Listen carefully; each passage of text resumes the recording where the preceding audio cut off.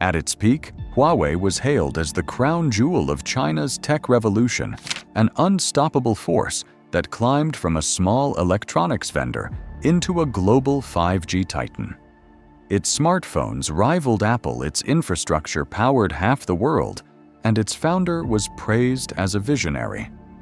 But in December 2018, a quiet arrest in Canada sent shockwaves across the globe. Meng Wanzhou, Huawei's CFO and daughter of the founder, was detained at the request of the US government. Within hours, a company that once symbolized progress became the face of controversy. Accusations of espionage, intellectual property theft, and illegal dealings with sanctioned nations began flooding headlines. One by one, Western nations banned Huawei. Tech giants cut ties. The company that once stood tall now faced the wrath of geopolitical warfare. Was Huawei truly a threat to global security, or was it a pawn in a larger, colder conflict between two superpowers? What really brought Huawei to the edge, and how close did it come to collapse? This is the untold story. Huawei didn't start as a global giant. In fact, its origins were humble, even obscure. Founded in 1987 by Ren Zhengfei, a former military engineer with ties to the People's Liberation Army, Huawei began as a reseller of telephone switches in the southern Chinese city of Shenzhen. At a time when China was only beginning to experiment with market reforms, few could have imagined that this tiny company would become the face of China's technological ambitions.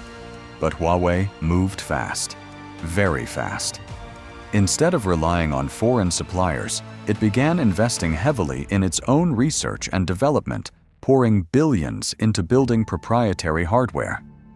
By the early 2000s, it was already dominating China's telecom infrastructure and slowly creeping into foreign markets, especially in developing countries that Western firms had long ignored.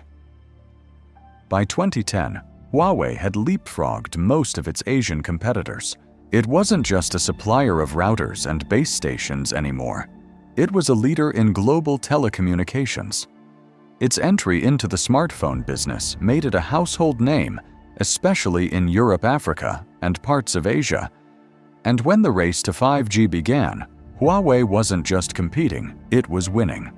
The company filed more patents than any of its rivals and rolled out 5G networks faster and cheaper than Western firms.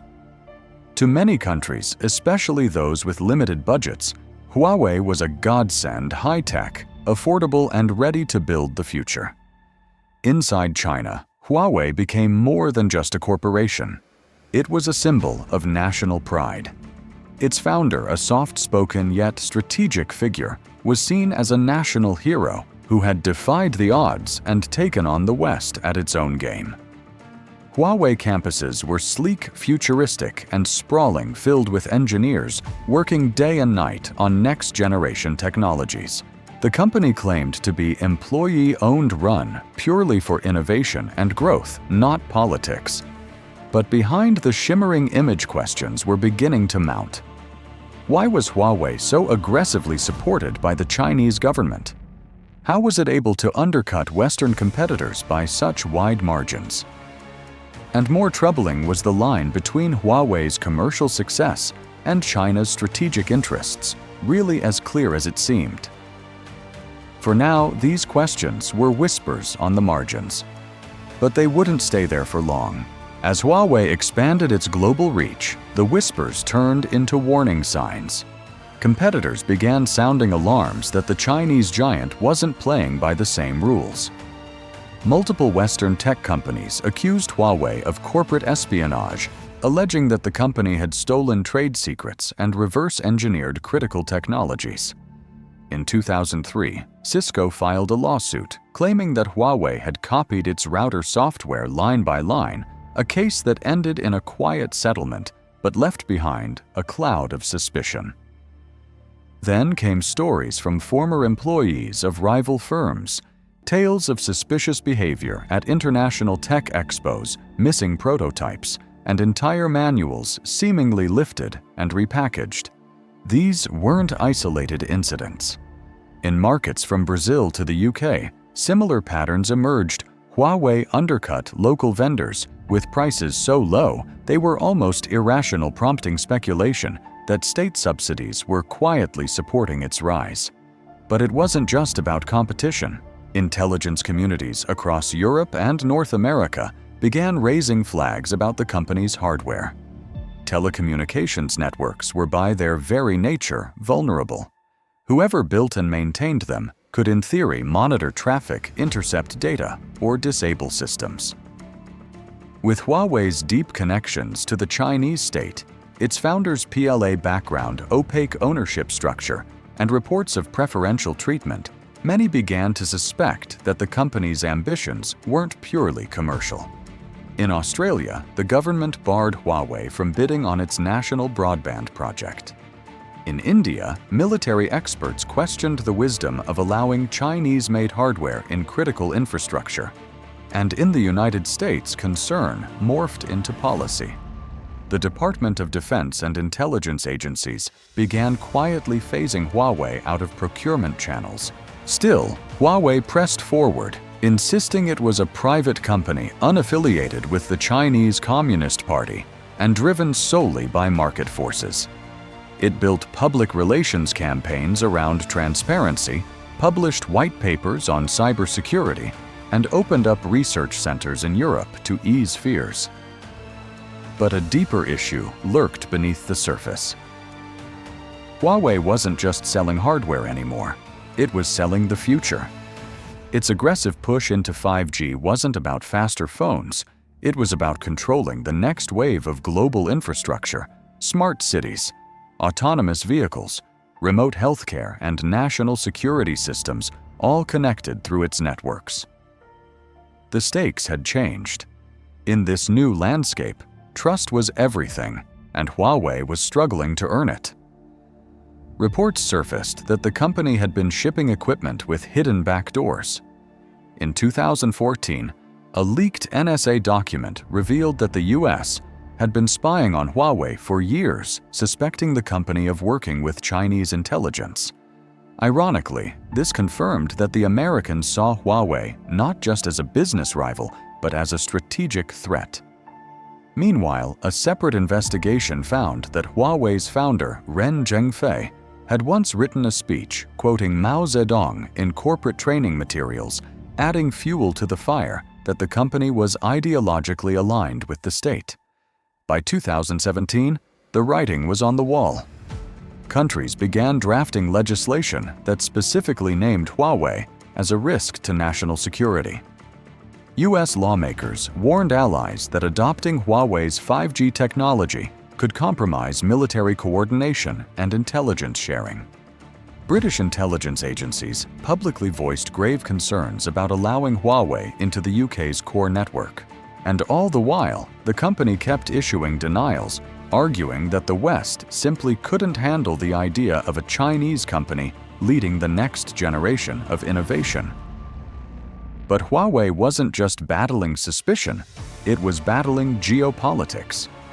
As China's Belt and Road Initiative spread across Asia, Africa, and Eastern Europe, Huawei was often the tip of the spear building digital highways in countries starved for connectivity. To some, this was generosity.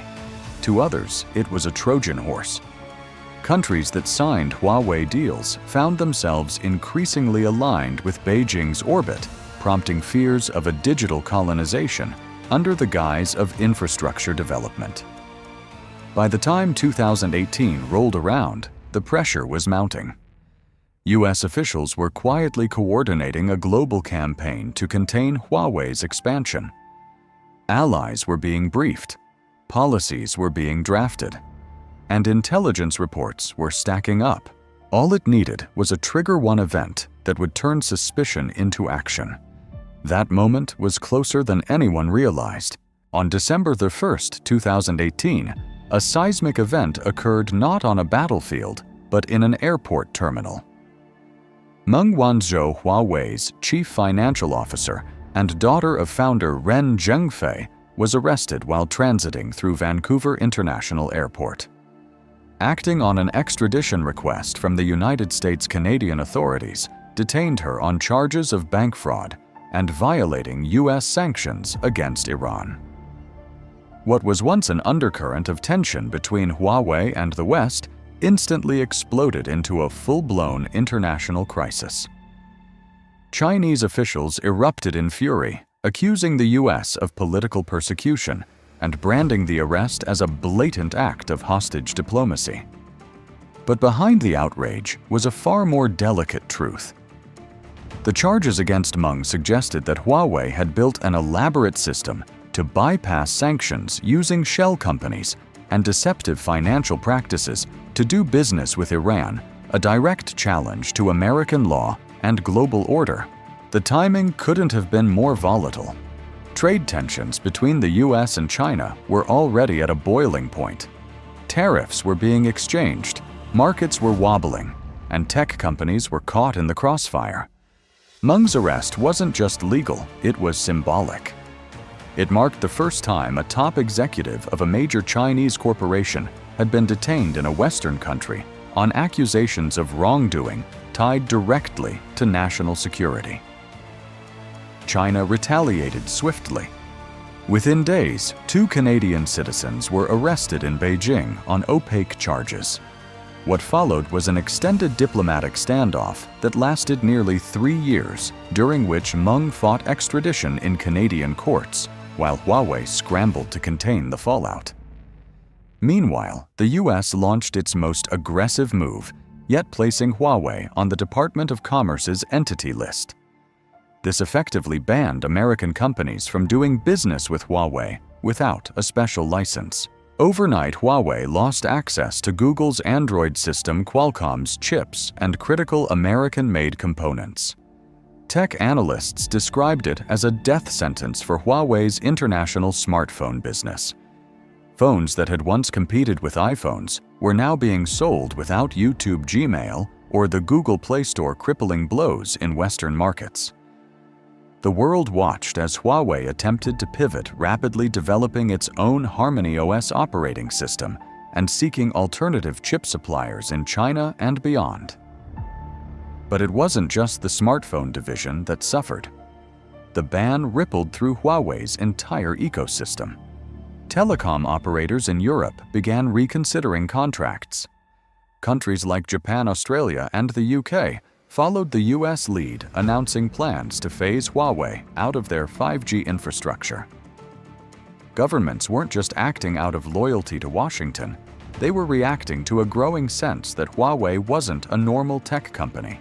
It was a geopolitical lightning rod, a symbol of China's ascent and the West's fears of losing dominance in critical technologies. The media frenzy only intensified. Western outlets ran exposés on Huawei's links to the Chinese military sighting documents that revealed secretive partnerships and state-funded R&D projects.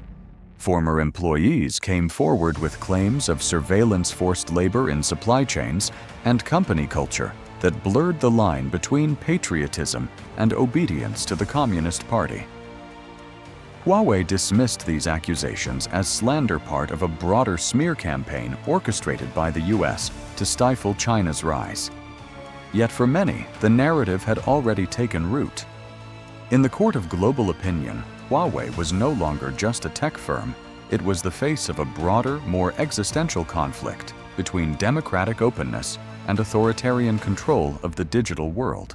While Huawei's top executives tried to maintain a calm public face, internal documents painted a different picture. The company was scrambling to find ways around the US sanctions, rushing to develop self-reliant supply chains, and lobbying governments in every region it operated in. In China, the public rallied behind Huawei, buying its phones out of patriotic duty and flooding social media with messages of support. State media cast Meng Wanzhou as a martyr, an innocent woman caught in a geopolitical power play.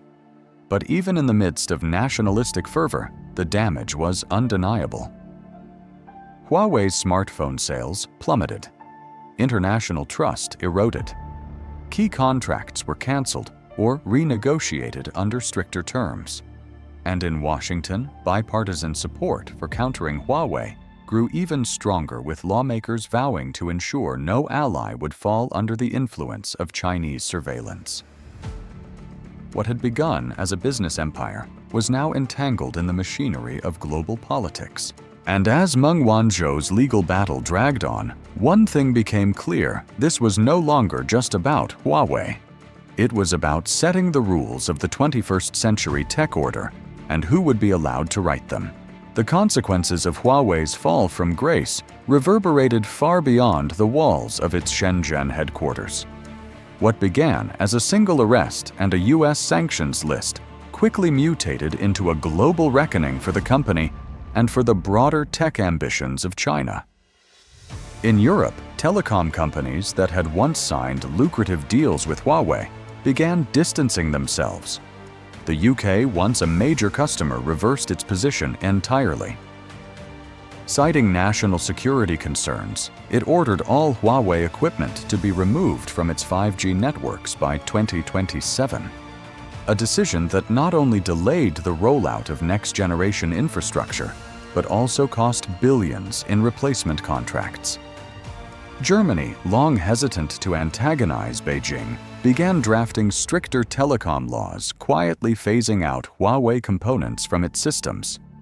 Across the European Union, a wave of regulatory shifts emerged, turning the once friendly market into a minefield for Chinese tech firms. In Asia, the fallout took a different shape.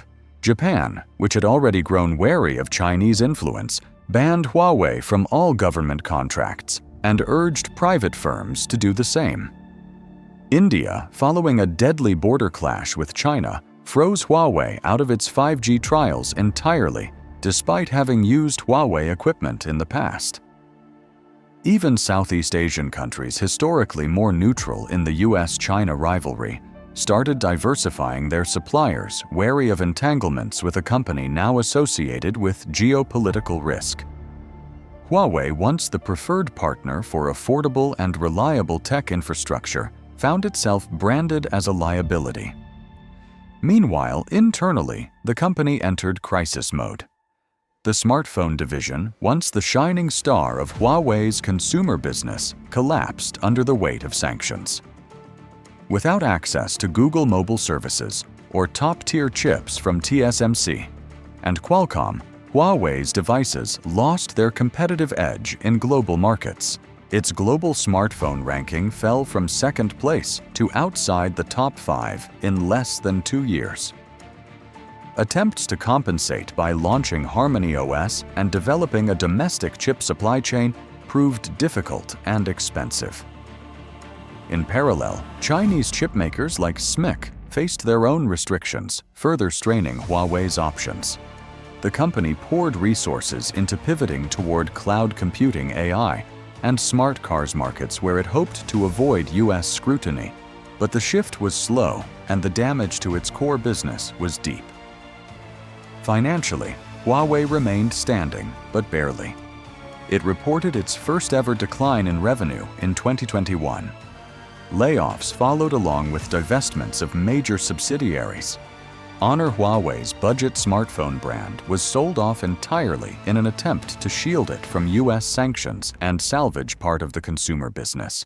Across China, state banks and government-backed funds quietly stepped in to provide financial lifelines, though officials denied this was state aid. Internationally, Huawei's balance sheet came under intense scrutiny. Was it profitable on its own merit? Or was it being artificially propped up to maintain face in the midst of a global PR disaster? Yet perhaps the most profound impact was not on Huawei itself, but on the broader perception of Chinese technology. The Huawei scandal ignited a wave of distrust that swept through every major Western capital. Politicians questioned whether any Chinese tech firm, be it TikTok, DJI, or Tencent, could ever truly be independent from the Chinese Communist Party. New laws were drafted. Export controls were tightened. The global supply chain began to shift, with nations racing to de-risk their dependence on Chinese hardware. And for every Huawei base station that was torn down, there was a deeper message being sent. The era of open global tech cooperation was closing. At the same time, the scandal gave rise to a broader awakening inside China. The concept of tech self-reliance, once a distant policy goal, became an urgent national mission. The government doubled down on funding domestic chipmakers, encouraging universities to focus on semiconductor research, and launching initiatives to build alternatives to foreign technologies. Huawei became the poster child of this movement, not just a victim of Western sanctions, but a martyr in the narrative of national resistance. In speeches and headlines, officials warned that what happened to Huawei could happen to any Chinese company that dared to compete globally. Despite all this, Huawei refused to die. It adapted, downsized, and recalibrated its ambitions. No longer aiming to dominate the smartphone world, it reoriented itself toward business-to-business services, local partnerships, and state-backed infrastructure projects. But the shadow of its fall lingered, and so did the question how much of Huawei's rise was real, and how much of it was built on a foundation that was never meant to survive scrutiny. In the aftermath of the global crackdown, Huawei found itself in unfamiliar territory survival mode. The company that once flaunted its dominance on international stages now had to fight tooth and nail just to remain operational. Its global smartphone empire was gutted. Its access to critical semiconductors was strangled. Its name had become synonymous not with innovation, but with suspicion. And yet, the real story wasn't just about Huawei's downfall, it was about the long tail of consequences that rippled across industries, governments, and ideologies. The first major shock was in the global tech supply chain. With Huawei effectively banned from using American components, the industry woke up to a harsh truth. One company's rise and fall could disrupt millions of devices, contracts, and jobs. US firms like Qualcomm, Intel, and Google lost a major customer overnight. Chip manufacturers in Taiwan faced mounting political pressure. Even European telecommunications firms, once heavily reliant on Huawei equipment, were forced to rethink their entire infrastructure strategies, often at great cost. At the diplomatic level, the Huawei scandal entrenched a new era of tech nationalism. The United States hardened its stance, expanding restrictions not only on Huawei, but on dozens of Chinese firms deemed to pose a security threat. Allies were expected to fall in line, and most did reluctantly or otherwise. Meanwhile, Beijing responded with a mix of outrage and strategic maneuvering. Officials introduced a sweeping unreliable entity list, hinted at retaliatory sanctions, and promoted policies to accelerate the development of indigenous technologies. A tit-for-tat dynamic took shape. Washington would target a Chinese company, and Beijing would counter with more investment, more propaganda, and more pressure on its domestic firms to close the gap. Inside China, the government's messaging shifted from quiet defiance to full-blown mobilization. Huawei was elevated to almost mythical status, a national champion victimized by Western hypocrisy. Students were encouraged to study chip design. Billions were poured into state-backed initiatives aimed at breaking China's dependence on foreign technology. The term choke point entered the public lexicon, symbolizing the ways in which American dominance in semiconductors and software could bring even the strongest Chinese firms to their knees. For the Chinese Communist Party, Huawei's suffering became a rallying cry for tech sovereignty. For private companies, it was a chilling reminder of how quickly international success could be weaponized against them. But Huawei's long-term survival strategy wasn't just political, it was deeply tactical. The company began doubling down on markets where American influence was limited or absent. In Africa, Latin America, the Middle East, and parts of Eastern Europe, Huawei pitched itself not as a security threat, but as an enabler of digital transformation. Offering low-cost 5G infrastructure, cloud services, and AI tools, It forged deep ties with governments and state-run enterprises that welcomed Chinese capital and technology. In these regions, Huawei wasn't just surviving, it was thriving, carving out a new digital ecosystem outside the orbit of Washington's control. Even so, the scars remained. Huawei's consumer trust in the West was irrevocably damaged. Its reputation in the global business community was tainted, and the company's ambitions to dominate the global smartphone and telecom space had been forcefully recalibrated. In internal memos, executives acknowledged that the company needed to shift from rapid expansion to cautious sustainability.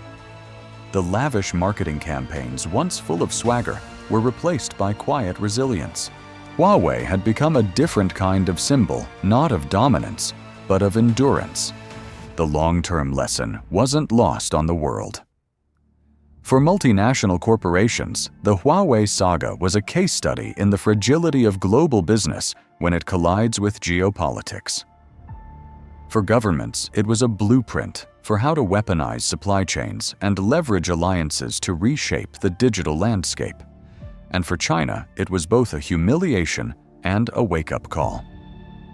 If a company as large, powerful, and well-connected as Huawei could be brought to its knees, what did that say about the rest of the country's tech giants?